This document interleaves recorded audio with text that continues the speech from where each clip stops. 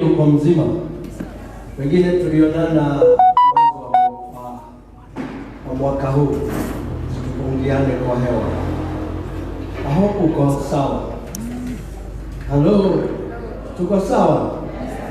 Imagine kunao watu wako quarantine sahi, kuna wengine wako ICU, kuna wengine wako hospitali, and the worst kunao wameondoka. But the Lord of all mercy has kept you. Umekuwa ukitoka ukarudi nyumbani, wale watu unakutana na ujui ni aina gani, ujui ni vipi. But the Lord has been keeping you. Friends, kuna sababu ya kushangilia.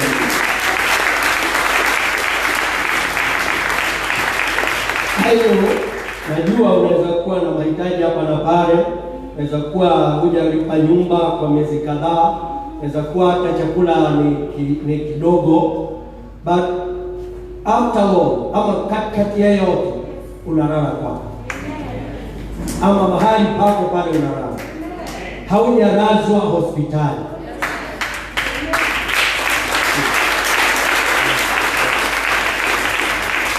Of truth imegharimu mkono wa Mungu. Niseme tena, of truth imegharimu mkono wa Mungu. Nimejua nimeinteract na watu hata wengine wamepatikana nayo. But the Lord has been faithful, and He has kept us. He has protected us. Sometimes tunagojeka, tunapona bila kujua. You may not know. I really might not know. Pengine hapa kuna watu umerukiwa hilo na hiyo virusi vya corona, lakini ukasikia kiu ya maji moto ukanywa zikachomeka. The Lord has been gracious to us. Can you give Him a better praise of thanksgiving? Shout joy!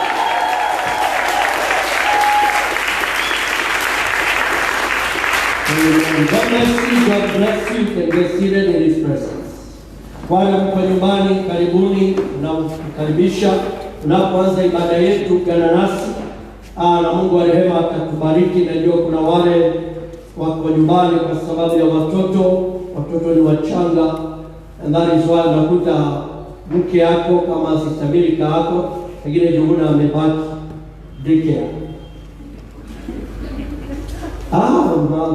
Mama Sara, umekuona, how are you? Pastor amebaki daycare.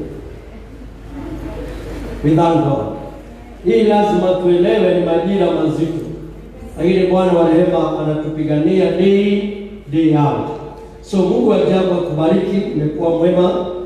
Dikono Joy alinipigia kaniambia amesafiri, hapo nje kwa sababu ya kikazi, hayuko nasi leo, lakini yeye kwa wiki. Muringi anaendelea vizuri, tuliongea naye jana, ameenda dialysis mara moja, alipelekwa akiwa hali mbaya. Mama Koi, God bless you. Mama Koi alikuja hapa maombi, hapo anajua anakuja huduma. Akija maombi aende shughuli zake, alijikuta Kenyatta the whole day. Alikuwa anatoka Kenyatta jioni. Maana alipeleka Muringi akiwa hali mbaya, alikuwa na shida ya kupumua, kwa na nguvu ya shida ya kupumua. Jana akanipigia akiwa na furaha, akaniambia amepimwa corona, hana corona. So ni hali, lakini ameanza kuinuka vizuri, and thank God, and maybe tomorrow or the day after atakuwa discharged. Hallelujah. Power within us. Amen. That is the message the Lord has given unto us. Power within us. I feel excited kwa sababu ujumbe huu umenihudumia sana. Power within you, power within us. Naomba Roho Mtakatifu akaweze kukuhudumia na ukaweze kutambua kile kimo ndani yako na uwezo mkuu uko ndani yako. Ndugu yangu, dada yangu, wewe si wa kawaida. Wacha niseme tena, wewe si wa kawaida. Sawa, unakunywa chai kawaida, wanala kawaida, everything may look like kawaida, but you have something isiyo ya kawaida. If you are born again, una kitu kisiyo ya kawaida. Kuna nguvu Mungu ameweka ndani yako. And that is what you're going to utilize. This wakati wa giza toro, when nothing seems to be coming out, this is what you're going to utilize. This is pia palipopajulikana katikati ya watumishi wa Mungu. na wale hawajaokoka. I want to register kabla nianze kwa mafundisho haya ya kwamba maisha yetu lazima yawe tofauti na wale hawajaokoka. Maana kama tumeokoka, wapendwa, tuseme kama Elijah alisema, if I am a man of God, if I am a man of God. Nawe lazima tufike mahali unasema, if I am a man of God, hii na hii lazima ifanyike katika jina la Yesu Kristo. Ephesians chapter number 3, we read verse 20 and 21. It's already on the screen. We bless the Lord for sababu ya technology. Now unto him that is able to do exceedingly abundantly above all that we seek, we ask or think, according to the power that works within us. Let me read that again, my dear. Now unto him that is able to do exceedingly abundantly above all that we think, all that we ask or think, according to the power that works within us. Verse 21, unto him be glory in the church by Christ Jesus throughout all ages, all generations, world without end. Amen. Na mkono wako umesema, Bwana Yesu, naomba unene na moyo wako, nisaidie kuelewa makusudi yako mema. Katika jina la Yesu, amina. Wapendwa na watoto wa Mungu, wakati mwingine mambo hufanyika pakiwa na makusudi makuu ya Mungu ndani ya hiyo mambo. Kama vile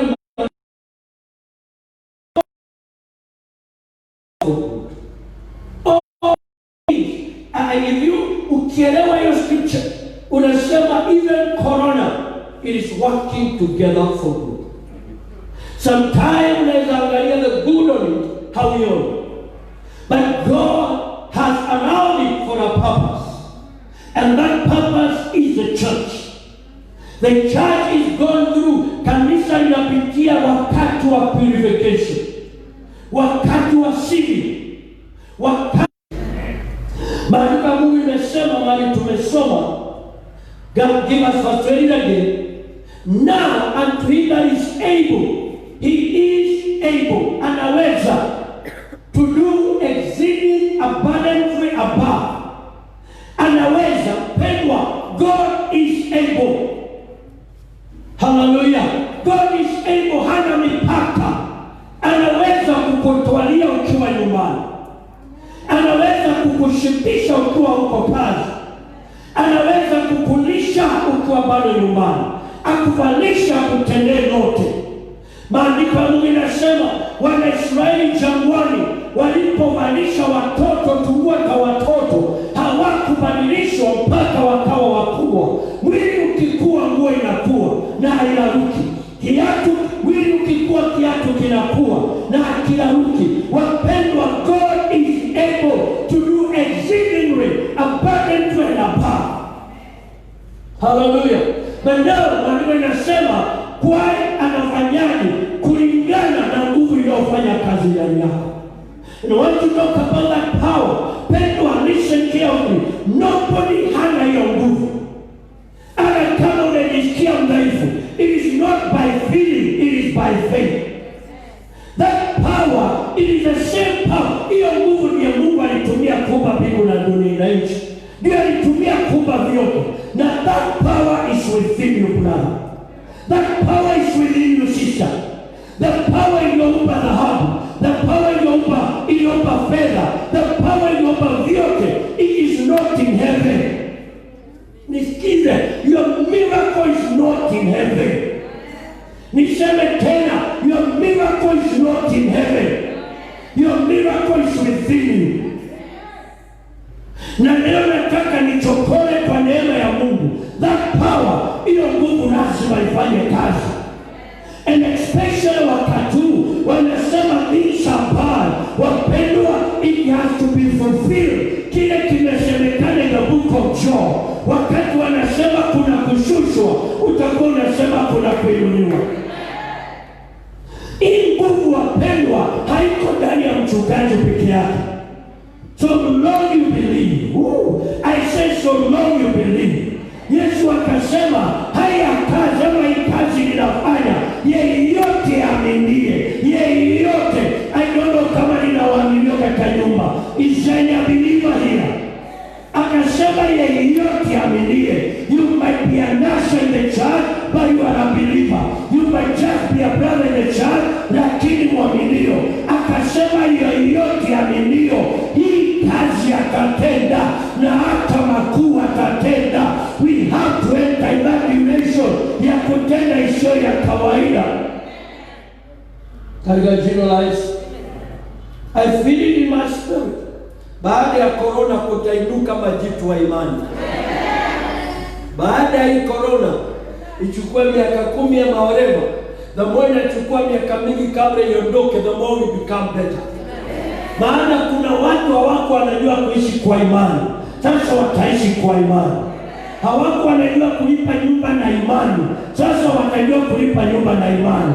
Na baada ya corona wakasema nililipa nyumba miezi kadhaa na imani, nikakula kwa imani, hata viwete nikainua kwa imani, hata vipofu nikaombea kwa imani. Hallelujah. Wale wanaondoka waondoke haraka ili watoto wale chakula katika jina la Yesu Kristo.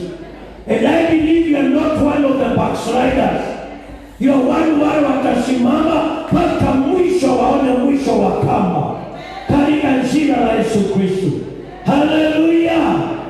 God places power within us so that we can use it to work His works. We should bring glory to His name. God placed power within us so that we can use it to work His works. We should bring glory to His name. Now, this word power, from the Greek word, inaitwa dunamis. It is an explosive power. Ni nguvu ya mlipuko. Ndio ukikuwa nayo wapendwa, unakuwa crazy. And ninaona we are going to be crazy here. Can I tell you something? Kabla wale Al-Shabaab wakitumwa kwenda kulipua, wanapelekwa mahali wanafanywa radicalization. Bwana asifiwe. Nikwambie kuna watu tunafanywa radicalization. I don't know whether they are here. We are going through a radicalization process. That is why unaomba kama mambo ifanyiki vizuri, because you are going through radicalization. After this you look at things and you speak the word of God without fear. Why? I know who I believe. Alinipitisha yote. In the book of John chapter number 10 verse 10. John 10 verse 10. Inasema, the thief cometh not but to steal, to kill, and to destroy. Hapo pana full column. Hiyo ni kumaanisha that sentence by itself, it is okay. Hallelujah. Are you there? Can we read it again up to there?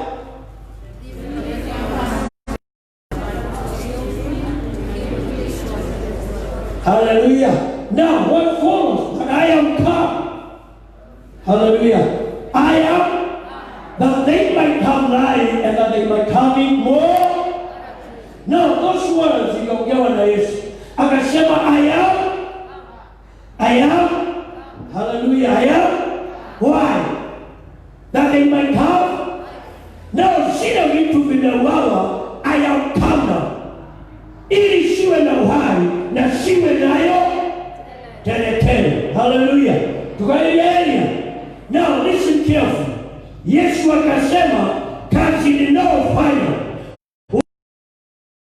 watafanya mpaka zaidi. Those words, come on, pugia mkono. Are you getting it? Those words iliongewa na Yesu. Na Yesu akaondoka kwa kiwanja. Then Mama Morris akaingia kwa kiwanja. Mama Vita akaingia kwa kiwanja. Wewe utaingia kwa kiwanja. Utasimama mahali pa Yesu. So me and I can speak this word now. Mwizi alikuja kwetu, akaiba, akaua na akaharibu. But I am come now. I'm coming that family.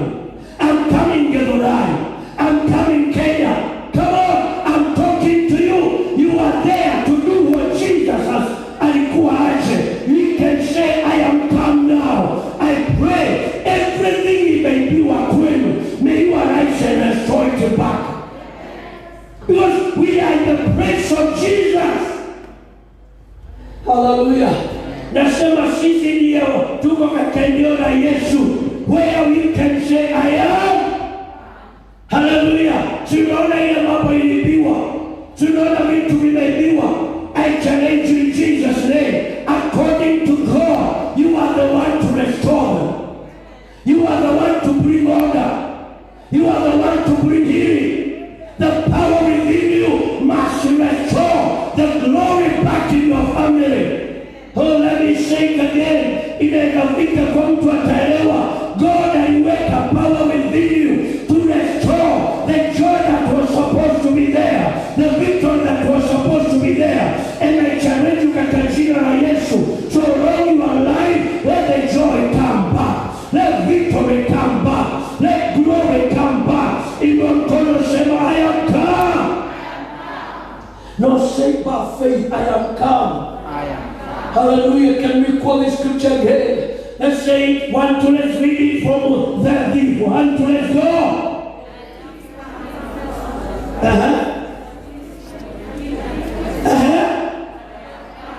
Come on, say there, Lord, slow.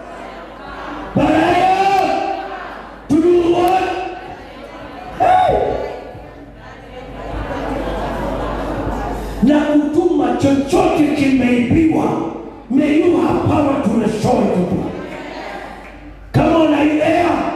Sunday tulihubiriwa ujumbe Moses, but I want to tell you this is hivyo sababu Mungu anasema we have to arise, maana familia zetu by the authority tuko nayo, then you sing the song of God. Katika jina la Yesu. Jiwekele mkono kwa kifua, sema Bwana Yesu. Kama niko hai, utukufu wako utaonekana.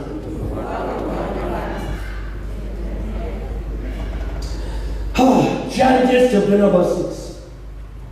Judges chapter number 6. We read a few scriptures there. Judges 6, it is on the screen. Verse 12. And the angel, look at me, I love this scripture.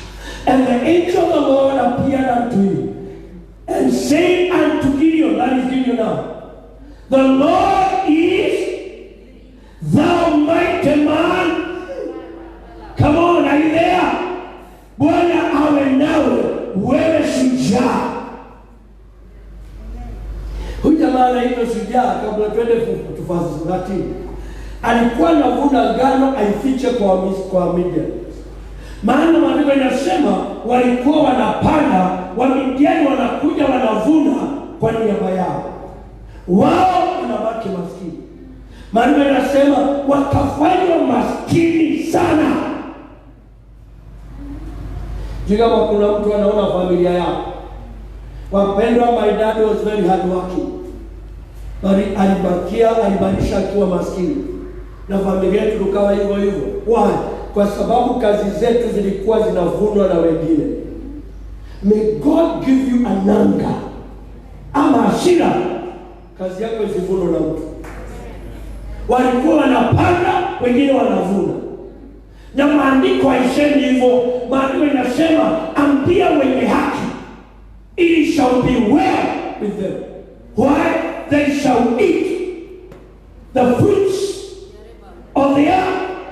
Come on, out there. Do you know unastahili kukula matunda ya jasho yako? Wengine tunafanya kazi sana, lakini matunda yetu inakuliwa. May God raise you kama vile alinua Gideon, akamwita mighty man of valor. Verse number 13. And Gideon said unto him, O my Lord, if the Lord be with us, why then all this befallen us? And where be all his miracles which our father told us of, saying, did not the Lord bring us up from Egypt? But now the Lord has forsaken us, and delivered us into the hand of the Midianites. Verse number 14. And the Lord, look at verse number 14. And the Lord looked upon him and said, Go. Can we read it? Go.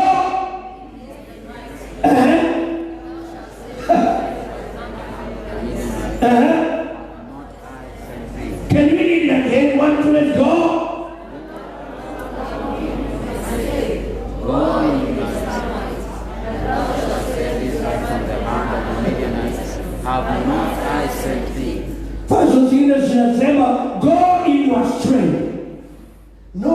God's strength. Wapendwa, kile unahitaji kiko ndani yako. Nasema kiko ndani yako. Kabla utoke kwa tumbo Mungu alikiweka.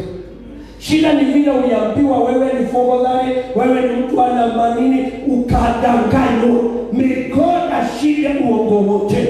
May you go back to a position. Hallelujah. Kile kiko kwenu ni wewe utakiroa. Aliambiwa God in your power. Then Mungu akamwambia, have I not sent you to do what? To deliver Israel from the hand of the Midianites. May you know you are the deliverer of your family. May you know you are the deliverer of Githurai. May you know you are the deliverer of Kenya. Come on, are you there? May you arise and deliver in Jesus' name. Maana inasema akamwambia go in your power. Shida yetu ni kile tumeambiwa kiko ndani yetu. Verse number 15. Verse 15. And he said unto him, O Lord my God, O my God, O my Lord, where shall I send Israel? Behold, my family is poor in Manasseh, and I am the least in my father's house. We have verse 16? Yes. And the Lord said unto him, surely I will be with you, and thou shalt smite the Midianite as one man. Now, very quickly, because our time nowadays in Akimia, there are some point down there. God is calling you mighty man of valor. Think about that. God is calling you mighty man of valor. Naona watu wengine wanaangalia, unaangalia nini? Situlia usikize. Umekuja unaangalia ni nani yuko nani yule, achana na wao. Haleluya. Hata kama unaweza geukia mwenzako kumwambia achana na mimi. Angalia tu kwa baba mwambie achana na mimi. Haleluya. Now, Bible inasema God called him mighty man. Now, the word valor iko pale katika Hebrew inamaanisha an army or wealth, a wealthy man, a strong soldier, a virtuous or one. That is what it means. Wakati Mungu anakuita man of valor, anasema you are an army. You are imagine wewe ni jeshi. Na mimi naweza sema wewe ni amiri jeshi. Kuna malaika wanatembeaga na wewe. Na komanda. Bwana Yesu asifiwe. Then you are a wealth man. Na unajua unaniuliza pastor, am I wealth? Na hata asubuhi nilikunywa strong tea. Doesn't matter hata kama ulikunywa strong tea ama whatever, you are wealth. It is not how we look, it is who we are. And very soon I see money following you. Thank God because of that, amen. May you receive it in Jesus' name. Then he says, strong soldier. You are. Lakini pastor nimegongwa nikaanguka. Maandiko inasema a righteous man anaanguka mara 7. Unaanguka unasimama, unaanguka unasimama. I see you making it in Jesus' name. Then you are virtuous and one. That is who you are. Point number 2. Give us point number 2. The world, relatives and friends have called you otherwise. But God has the final. Wajua shida yetu wapendwa ni vile watu wanatuita, vile wanakuambia, let me help you. The world will never tell you the truth. You want me to prove it? Look at the world today. What we call news today. You know they are not news. No. Sana nilicheka wakati nilikuwa naona media. Hawaonyeshi makanisa mahali watu walikuwa na furaha. Wanaonyesha kule kulikuwa na watu wachache. Hatimaye wanaenda mpaka wapi na huko Gishagi kutafuta mama hakwenda church. Hawakuji kwako kuuliza kama ulienda church. Why? Because miracles are not the news. Destruction to them is news. Nikaona wakati the number ya corona was very high. When it was 796 yeah? You know hawakuonyesha wale wamepona. Walionyesha tu wale wa namba ya corona na wale wamekufa. Wapendwa, news si wale wamepata, ni wale wamepona. News si wale wamekufa, ni wale wamepona. They don't, hawaonyeshani news, wanaonyesha mambo ya kufanya uogope. Sisemi corona haiko, but wapendwa, I need to see the news. What God is doing. Dunia inakupanda woga, inakupanda kuwa na wasiwasi. But then God, because God anasema, you are mighty, you are powerful. Hallelujah. Katikati ya vile wamekuita, nimekuja nikukumbusha Mungu anasema you are a mighty man of valor. Pengine nyanya yako alikuangalia akakwambia you are good for nothing. That's a lie. The Bible says let every man be a liar. Hata kama Mungu wako asubuhi alikuangalia akakuita bwana Isaiah, you could have better simama mbele ya kioo, you look at yourself and prophesy to yourself. By the way, why don't you be a prophet of your own? Hebu nikuulize swali, unajitabiliaga nini? Baada ya kuambia hiyo yote, do you prophesy to yourself? Learn to stand before a mirror. Look at that image. Hey, talk to that image. Preach to that image. Juzi Friday nilikuwa Karura. Nilikuwa nimeenda na huko bahari sana. Maana kumekuwa na watu wengi. One of my son called. Akachukua simu. Alikuwa anasikia ninahema because I was walking. Akaniambia kwani uko chini? Nikamwambia niko Karura. Samahani pasa. Kama ulikuwa naomba nimekukatia. Nikamwambia sikuwa naomba. Maana niliomba nikaanza kujihubiria. Ninajihubiria mimi. I sometimes preach to myself even for an hour. Why? I need to hear the word of God. Sasa wewe unajihubiria nini? Wewe mama mjinga. Wewe kumbavu. Unajiita majina. May you learn to preach like yourself. Hallelujah. Stand before the mirror and say, hey, Mama Fulani, you are blessed. You are glorious. You are wonderful. Because that is what God says you are. Wakisema watu watakufa, sema mimi sitakufa.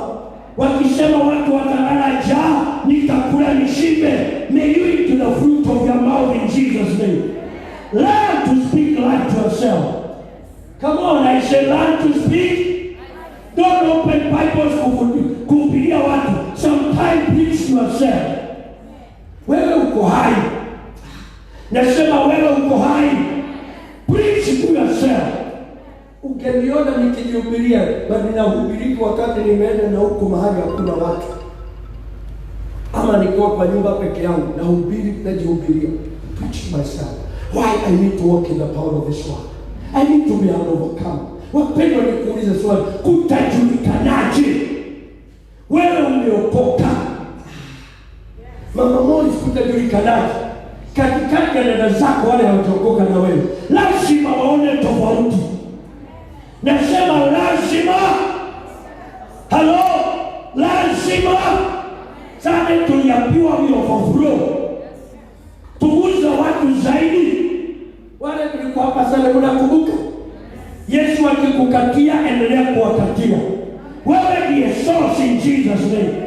May God raise you to be a source. You know something? Vile unawapelekea unga, I see you very soon ukiwapelekea magari. I see you very soon ukiwapelekea manyumba. Unajenga nyumba, unabariki mtu. I know hauwezi elewa, but with God all things are possible. Don't allow yourself to be limited by your understanding. God is above. He's almighty. I say He's almighty. Hallelujah. Wapendwa, hatutembei kwa kuona, tunatembea kwa imani. Katika jina la Yesu Kristo. I don't know whether you can give us Romans chapter number 10. Warumi 10. It is not, I think iko hapo chini nakumbuka. Hapo chini kabisa, we just read it for something very important. Romans chapter 10, hapo chini kabisa mwisho.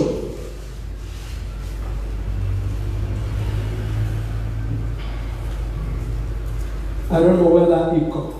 Haiko, just open up for us, Romans chapter 10.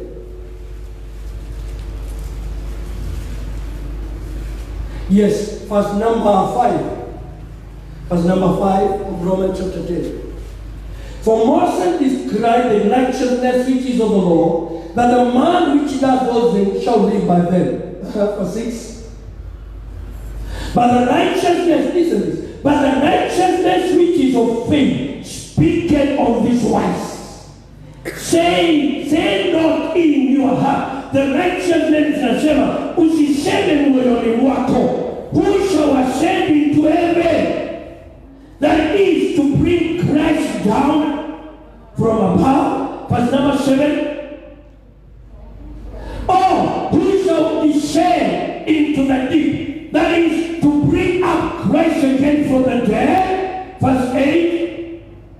But what say it? Oh, Shakabayamu. What does the faith of righteousness say? The word is near you, even in your mouth and in your heart. That is the word of faith which we preach. Come on, the word is not in heaven. The word is not in the grave. The word is in your mouth. My God, I say the word is in your mouth and in your heart. The word of faith. This word of faith, the Bible says without this word, nothing was created to be created. So around the word, you can create money, you can create houses, you can create miracles. I call unto you, may you utilize the word in your mouth. Speak life, speak life. I say, speak.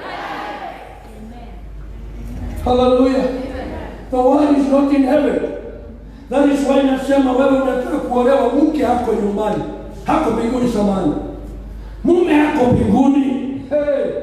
Wewe unataka gari haiko mbinguni. Wewe unataka nyumba haiko mbinguni. Maandiko inasema iko wapi? Hallelujah. The word is near, even in your mouth and in your heart. That is the word of faith which we preach, which is Christ. Hallelujah. Is within you. I tell you, it's within you. May God help you to speak that word. May God help you to speak out. Brother, sister, if you die by choice. If you fail by choice. And today we are going to declare that word in Jesus' name. Hallelujah. Let's go back to where we were. Sister Rhea, let's go back. I realized when I was doing something, I cut zangu, but I know you have it on. Point number 3. God is saying, go in your power. Go in. This is what God is saying. Go. Let the power within you be your strength and assurance of victory. The power within you will also bring what you need to accomplish the burden before you. God is saying, go in with the power within you. Go. This week I want to say people, go in. Go utilize that power. I say, go utilize that power. Hallelujah. Wakati unaona screen inaleta, do you how many coronavirus? Either Dr. Mwangagi, ama nani, ama Mutai Karwe, just stretch your hand and say, Corona, you cannot touch me. Umeweka mpaka. Do you know how powerful we are? It is only you don't use your tongue. Unasemaga vile watu wamesema. May God deliver us. I say, may God deliver us. When we hear those news on the radio and TV, may you speak the word of God to that situation in Jesus' name. Wewe si wa kawaida. Have we finished lighting? All right, light quickly. Andika haraka ili tusonge mbele katika jina la Yesu.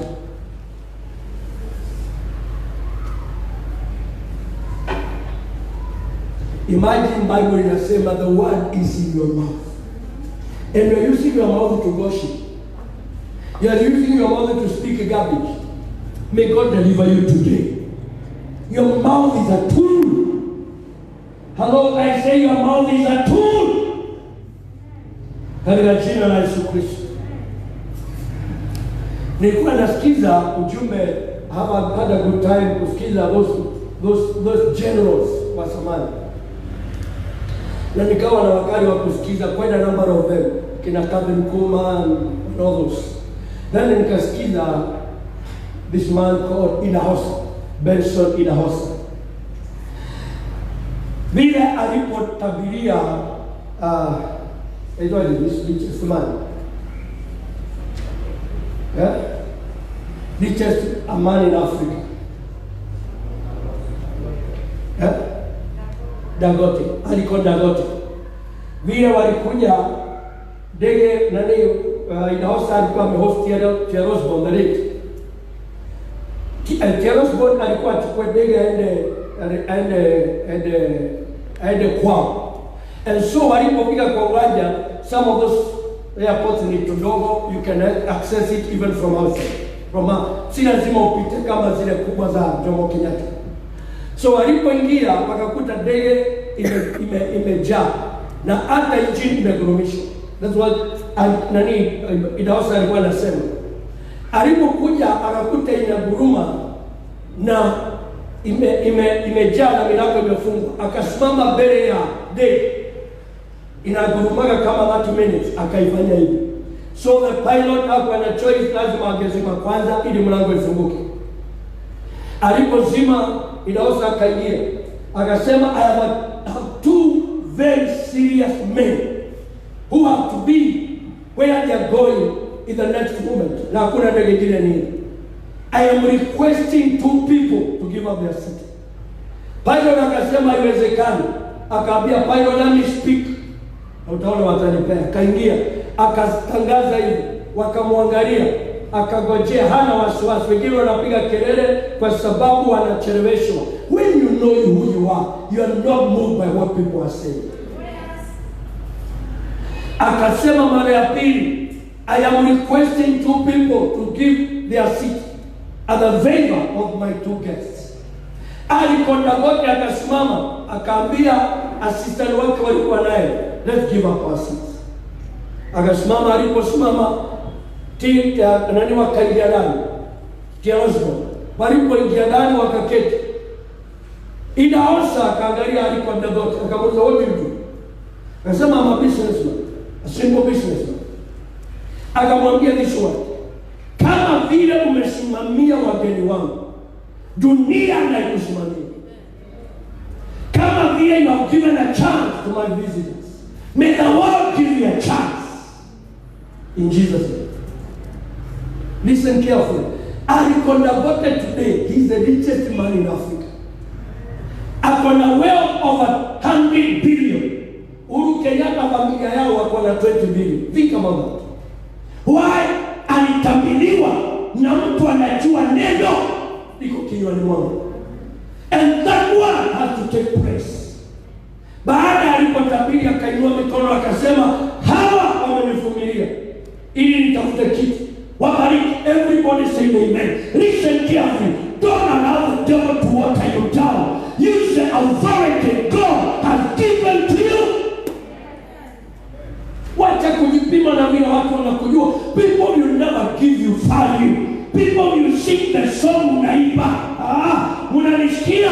Ukijiita maskini watu watakuita maskini. Ukijiita shujaa, very soon we shall call you shujaa. You are not what we call you. You are what you call yourself. Change your voice. Change the way you call yourself. Jiite aliyebarikiwa.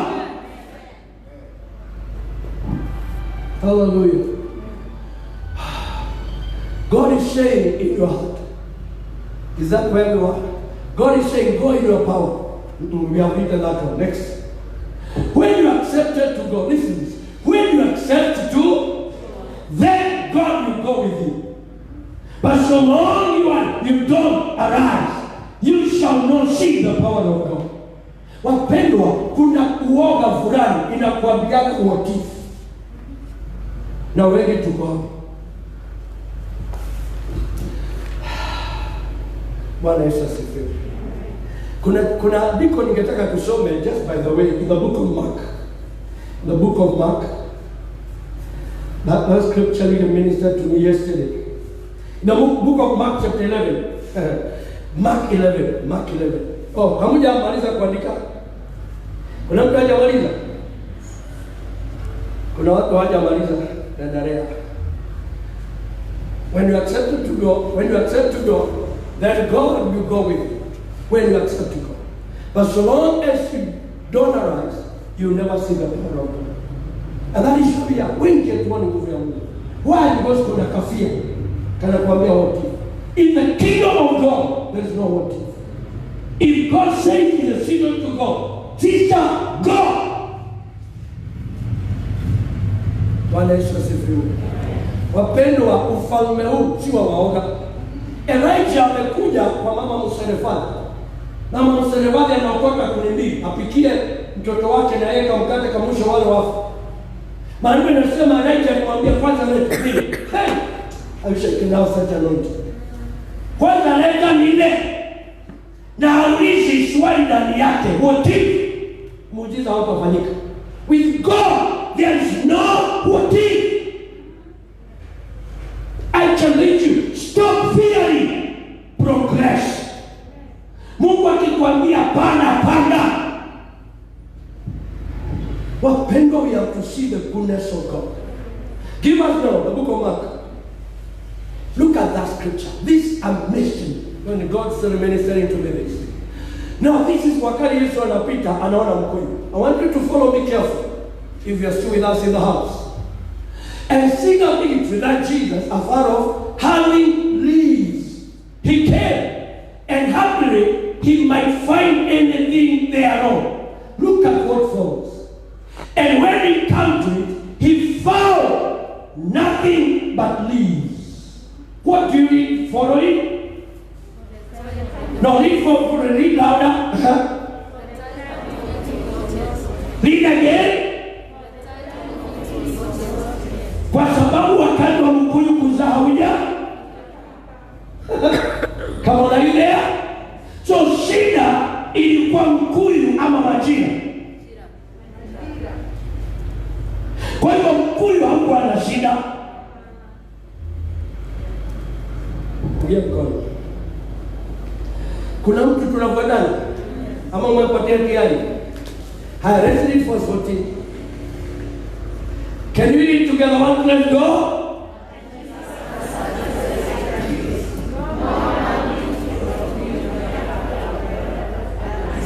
No man. Now you are beginning kweli makani. Yesu alifanya vizuri. Majira ya mkuyu kuzaa na unaugani. Mama Victor, sio ni vibaya. Mimi sina shida, ni majira. Hallelujah. But before that, let's go back to verse 14. Can we read again? Up to there. No. Read it again. Up to there. Is that one okay?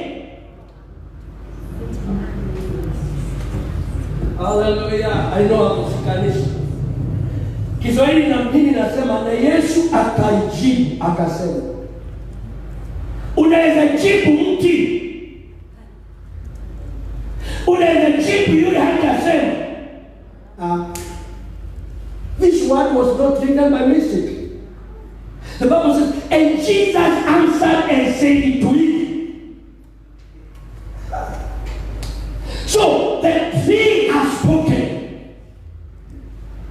What the tree said? The tree said, our season of giving forth is not yet. Why? Maana sisi tunangojeana majira ili tuzae. Katika kitabu ya Zaburi 3 inasema mtu huyu ni kama mti umepandwa kando ya maji, unazaa wakati wake, si wakati wa majira, ni wakati wake. Nisikize, Yesu akajibu mti akawaambia, shida ni wewe mti, unasema majira haijafika. Kanisa nisikize, tunasema majira haijafika, kulingana na Mungu majira yamefika. That is when Jesus is answering and saying to it, your problem unaangalia majira, Wewe shida yako unaangalia majira, kuna corona, hakuna biashara. Ni wewe unasema na watu wa Kenya, lakini Mungu anasema haya ndio majira yamekubalika. Haya ndio majira ya kusonga mbele. Hawa ndio majira ya kuinuliwa. Don't look at the skies. Maandiko yanasema anayeangalia mawingu hapana. Isaka akaenda je. Mungu akamwambia ni majira ya kupanda, hakuangalia mawingu. Alianza kupanda. Na sikieni niambie kanisa, wacha kuangalia runinga. Wacha kuangalia ripoti ya Mutahi Kagwe. Angalia ripoti ya Roho Mtakatifu. Hallelujah. Hey, are you there? Siangalia mtu tena mwambie wewe shida yako ni wewe. Najua mimi pastor sijasoma. Najua mimi sina mtu wa kunipeleka kazi. Najua mimi sina pesa ya kuweka biashara. Ni wewe unasema. Yesu anasema inawezekana. You don't need money, you need faith. Mtu yoyote alikutana na Yesu akiwa na hitaji. Yesu alikuwa anamwambia according, not your money, not your education. Come on, according to your. Nikuulize swali, una imani ya aina gani? Una imani ya kukaa hapo na dada yako, dada wa kawaida, ama una imani mama Victor ya kunyekua Nairobi yote? Naomba wale mnafanya kazi Nairobi, mnauza huko biashara, ukitoka kwa matatu anza kumiliki. Tuko pamoja? Anza kutangaza kwa jina la Yesu. Ukiajiriwa kama tiga, don't remain as a tiga. Wakati unapanguza huko, kalia kiti ya boss kidogo, useme the incoming CEO. Ndio maana wahubiria watu wasio sahihi. Mama Esther, jana niliona kitu nikalia, nikasema nitakutangazia upendo usipende. Niliona ilikuwa movie, Nigeria movie. And the girl who was one of the actors, kalikuwa kana duka kubwa ya kushona maguo, alikuwa ni designer. Nikaona Mama Esther akiwa designer. Ana kazi kubwa, ilikuwa kama horo hii. Ina masalahani mingi. Wafanyikazi wengi wanasumbuka wakiangalia. Receive it in the name of Jesus Christ. Tuondoe mawazo ya grasshopper. Mawazo inakwambia you are good for nothing. You are good for something. You are a child of God. You carry Jesus. You carry the Creator. You carry the Maker. You are able to do exceedingly abundantly and above. Badilisha mawazo yako. Wale watu Mungu ameinua, some of them that were good for nothing. Maandiko yanasema si wengi wameitwa, wametoka kwa familia ya wasomi. Si wengi wameitwa, wametoka kwa familia ya matajiri. Wameitwa watu wa kudharauliwa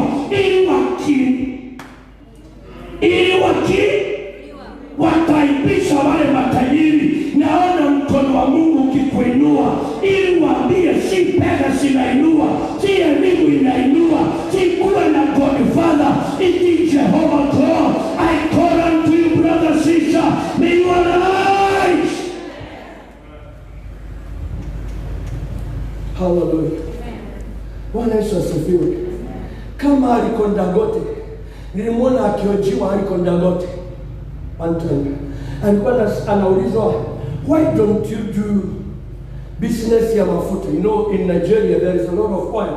Kuna oil na kuna watu wanafanya kazi ya mafuta. Akasema sitaki to deal with oil because there is a lot of corruption. I want to do a clean job. A clean job, and is a man, the richest man in Africa. Na wewe unaniambia hawezi kutajirika bila uongo. That's the lie of the devil. Because gold and silver belongs to God. I don't need to lie to own a business. I can do a great job and reign in Jesus' name. Hallelujah. Are you there? I'm saying, are you there? Katika jina la Yesu Kristo. Hey, verse number 14, that is where we want. Tumemaliza. Jesus answered to it and said, no man shall eat therefore the tree of them, Hakuna mtu anakula matunda yako lini. Kwa nini? Kwa sababu unasema si wakati wa kuzaa. Mpendwa, usikojee upate laana. Inuka ukamtukuza Mungu. I say inuka ukamtukuza Mungu. Wakati anasema hakuna pesa, may you purpose or supply to people. I'll touch people's life. You don't need a big salary. You need a big faith. I say you don't need a big salary. You need a big. Wakati ndio wakati wa kulipia watu nyumba. Leo unasema amina, pokea neema ya kulipia nyumba katika jina la Yesu Kristo. Wakati wengine wanapanga laini kupewa unga na akina Sonko, wapendwa, Mungu akubariki, wape unga katika jina la Yesu Kristo. Wapendwa, we have to raise our level higher ya imani katika jina la Yesu Kristo. Bwana Yesu asifiwe. Nimwambia siku nyingine nilikuwa nimekaa pale Terem, naona watu wakikimbishana kwenda kuchukua unga kwa mwani. Thank God sikuona sura yako. Pengine ulijificha. Na tena wajua kuwa na barakoa unaweza jificha, maana si rahisi kujulikana ukiwa na barakoa. Pengine ulikuwa mmoja wa kwenda kukimbia.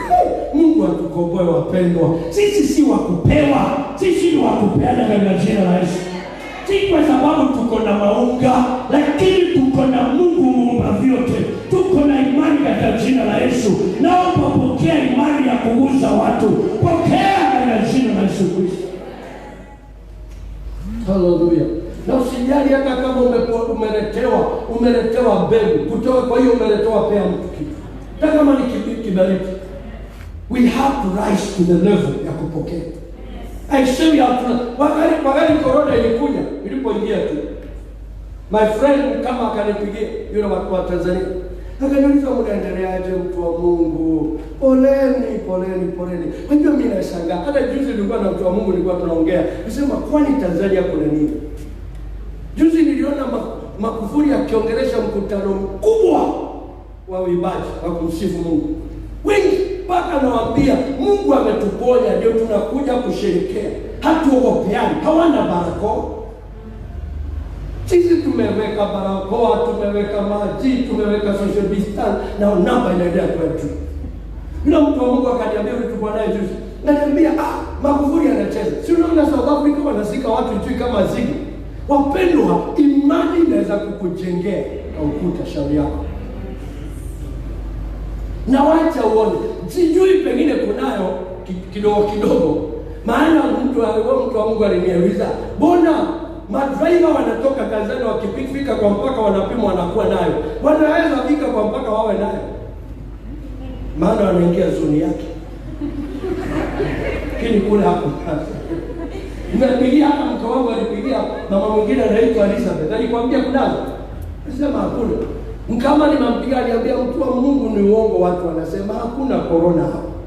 Na kama kunoni kidogo na watoto wako shule, kanisa zimejaa, kila kitu kinaendelea. Huku tumepangwa lakini hatupangiki. Mungu atukomboe kabisa. Maana Mungu akikulinda utapitana na wao. Ukuwa nayo. Hallelujah. Bwana asifiwe. Mama Sadio, haya acha nimalize kwa sababu hata masaa yetu imeenda. Kitabu ya Ezekiel, as we conclude. Ezekiel 37 imeenda off. Ezekiel 37 verse 1 and 2. The word of the Lord was upon me, and carried me out in the spirit of the Lord, and set me down in the midst of the valley which was full of bones, and caused me to pass by them round about.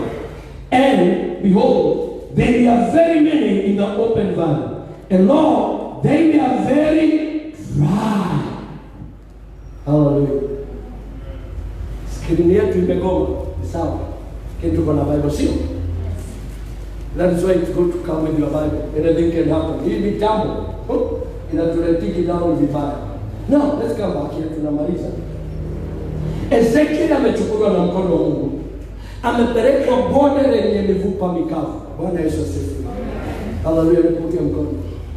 Wajua tumekaa miezi yote bila kuja kanisani. Sasa hivi mawazo yetu imechanganya. Unakuta mtu anaangalia anatoka kanisani kaa hapa. Hallelujah. Now, Maria anasema akapelekwa where there was dry, and the Bible says they were very verse number 2, full of bones, and they were very, and caused me to pass by them round about, and behold, they were very many in the open field, and lo, they were very. Hallelujah. Let's move on. Verse 4 and 5. Verse 4 and 5. And he said unto me, prophesy unto these bones, and say unto them, O ye dry bones. Can you read the last part? Verse 5.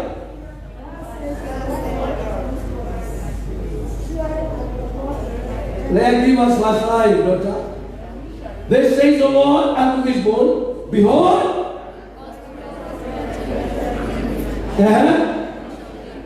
Now, is it not again crazy? Verse 4. And the Lord said unto, prophesy on this bone, and say unto thee, O ye dry bones. Come on, do bones have ears? But he said, prophesy to them, tell them, O ye dry, hear what the Lord is saying. Now listen carefully, mpendwa. Hivyo nilikuwa naona pengine Ezekieli hapo wa kwanza kwenda kwa ile mifupa mikavu. Maana unapoenda pale mifupa mikavu pia inaongea hali yake. Inakwambia we are very dry, we are good for nothing. And so it is either wewe usikie sauti ya mifupa mikavu ama mifupa mikavu isikie sauti ya Mungu kukupitia. It is either usikie sauti ya hali yako ama hali yako isikie neno la Mungu.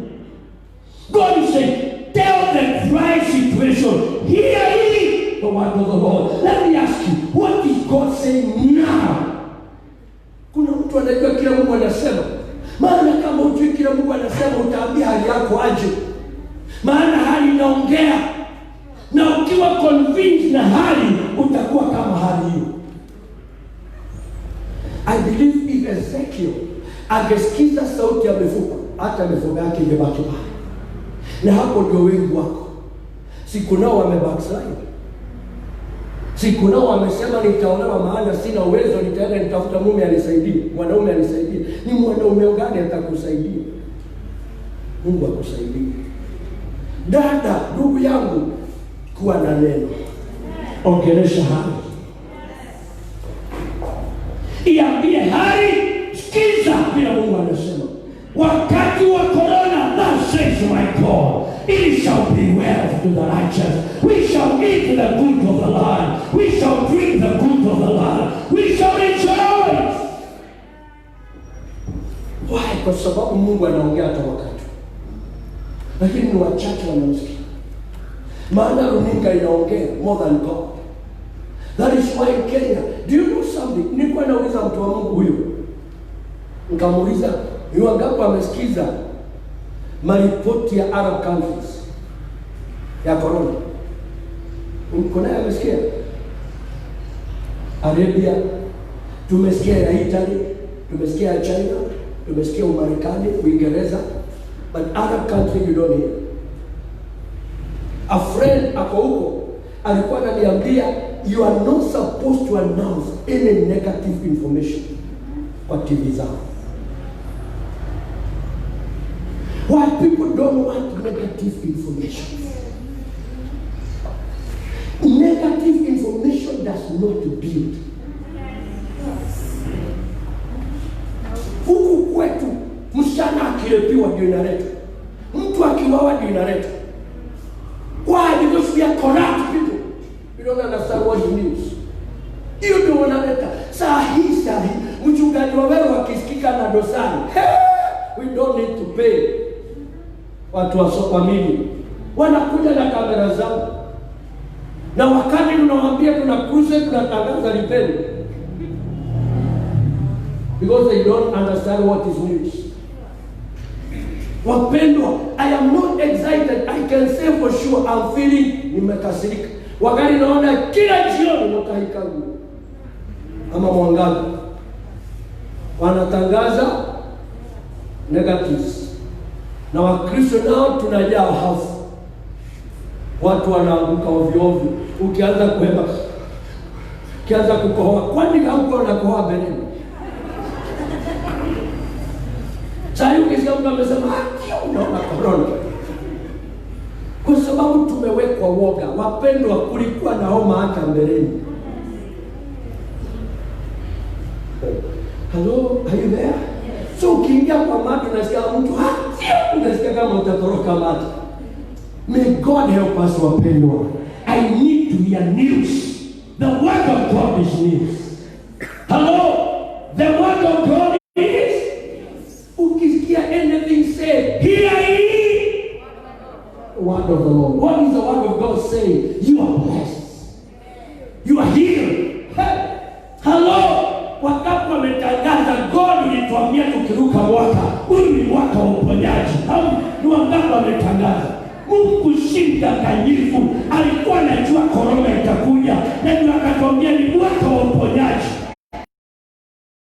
Na wengi hata kuna mtu anasema mimi siwezi enda kanisani isitoke huko na corona.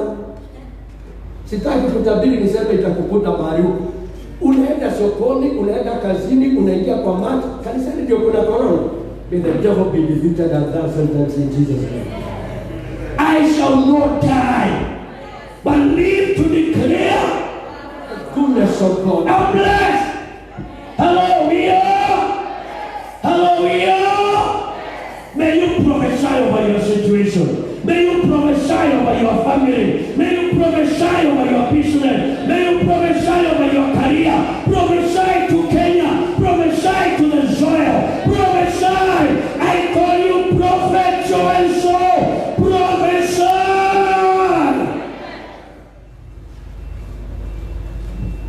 Ezekiel alipoprofesai alitoka bondeni na jeshi kubwa. Come on, are you there? Hear ye the word of the Lord. Wang'ombe, if you are going to prophesy, utatoka kwa hii bonde ya corona na jeshi kubwa. Shauri yako. Ya mwenzako shauri yako. Wewe nyamaza tuseme mimi sitakali fujo. Sawa, utawekwa pembeni, lakini wale wanajua who they are prophesying. Wanaprofesia mashamba. Wanaprofesia magari, mali chochote unataka. Prophesy over it in the name of Jesus Christ. Na ninamtuma tena kama unahitaji gari, enda kwa yadi. Kwa yadi ya watu hata pengine hawapimi nini, naitwaje? Temperature. Unaingia Wang'ombe, unaangalia hiyo gari, unakalia, unasema I am here for the purpose ya kumiliki. Usiseme hauna pesa. We don't walk by the money. Kama unataka shamba, tembea kanyanga. Na useme maandiko yanasema tutakanyanga. Tangaza nimemilika kwa jina la Yesu. I tell you, kuna watu wakatuagiza wanatupwa nje. Na kuna watu wanapossess miliki zao. By the time likiza ya corona itaisha, kuna wakati watajikuta wamemiliki. Wewe kaa pale, mimi najua hapa kuna mashujaa. Hata kama si wote, kuna mashujaa wa imani. And I see you there, the name of Jesus Christ. Hallelujah. Simama na miguu yako. I speak to prophetic word, then we are going to move on. Tutatoa tuondoke twende nyumbani ili watu wa second service waingie katika jina la Yesu. Hallelujah. Hallelujah. Are you ready? Every dry bone has to hear this. Every dry family has to hear this. Every dry business has to hear this.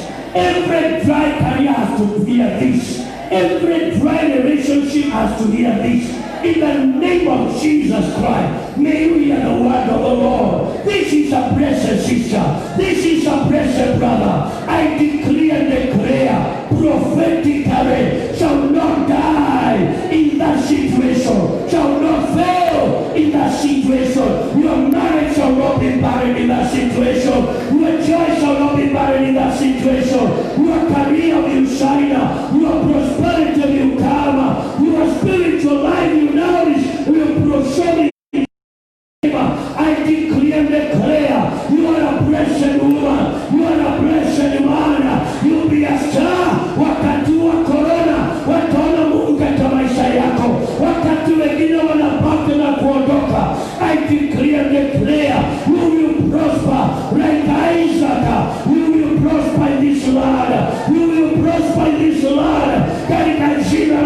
official will prosper in that company.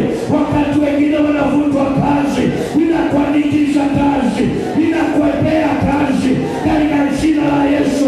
Wakati wengine wanavuka biashara na kufungulia biashara, na kufungulia biashara katika jina la Yesu.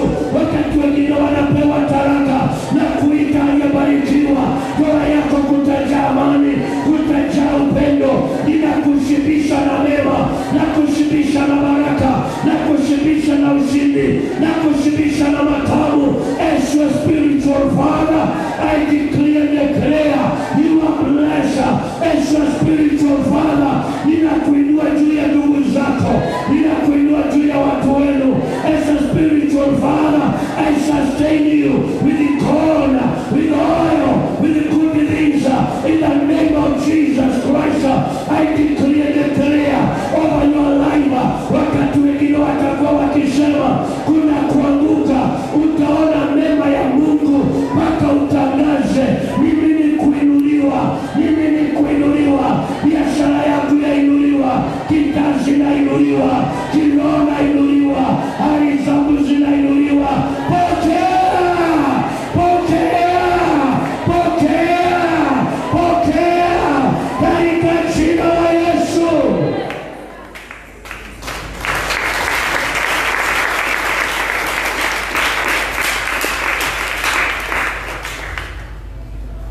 I don't know how many have businesses. You are doing a business. Thank you, Father. Father, kila mkono umeinuliwa kwa biashara. Wakati watu wanasema kuna biashara, may you cause all the wale watu wanahitaji vitu wanauza, waje kwa duka yake, waje kwa kibanda yake, waje mahali anauzia. Ninamwamrisha saa hii mbingu ifunguke atizo wa favor, that atauza vile hajawauza. Anakuwa anasema it is amazing. In the time of corona, ndio nilinunua ng'ombe. In the time of corona, ndio nilinunua TV, ndio nijenga nyumba, ndio nilinunua shamba. Baba, naomba a special favor, a special favor. I consolidate all the buyers, all the customers kwa kikapu chake katika jina la Yesu. Receive it, sister. Receive it, brother. I give you an abundant flow, abundant flow over your account, over your business, in the name of Jesus Christ. And finally, Father, all this no one wanasikiza, I declare a wall of protection, a wall of protection. This week, let them be protected. Let them walk victorious. Let them be protected from every touch on the finger of the devil. In the name of Jesus. Tunapoenda kutoa, receive our offering. And bless us in Jesus' name. We pray and believe.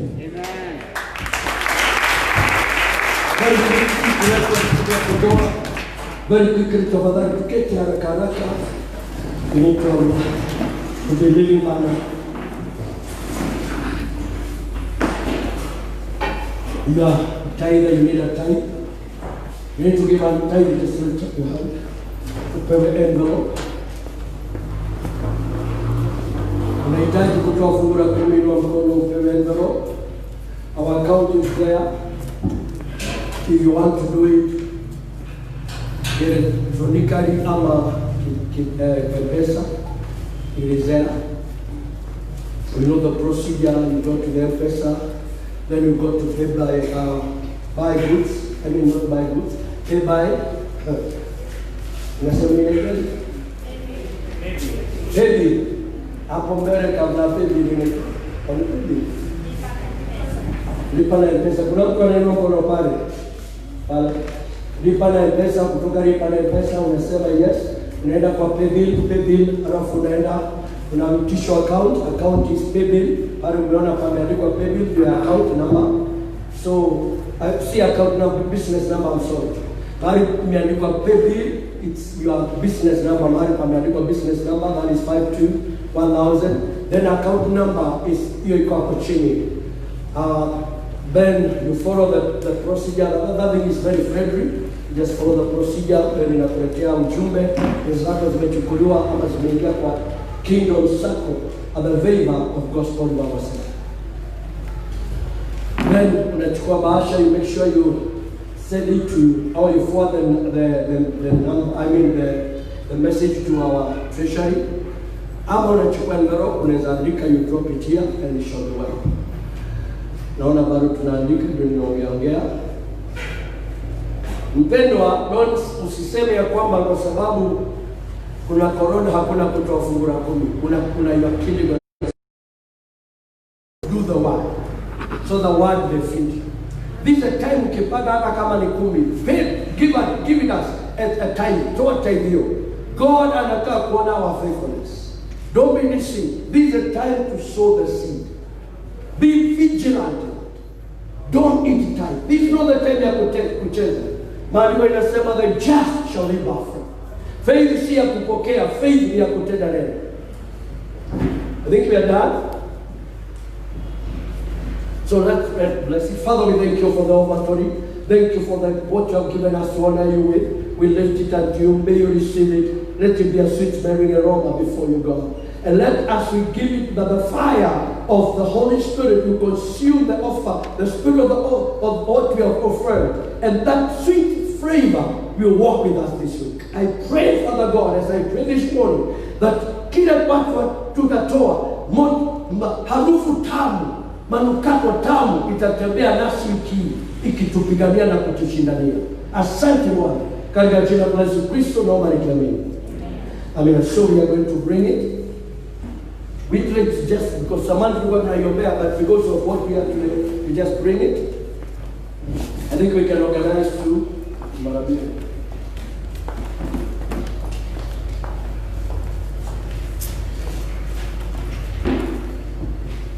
Oh, okay.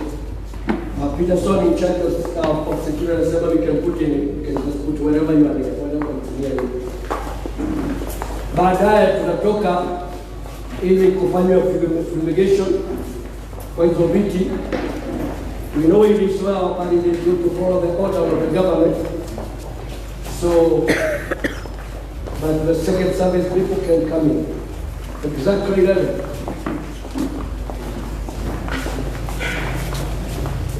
Let's keep praying because of our government. After you have given your free, endelea kuombea nchi yetu na kwamba kila janga itashindwa na mkono wa Mungu utakukuka.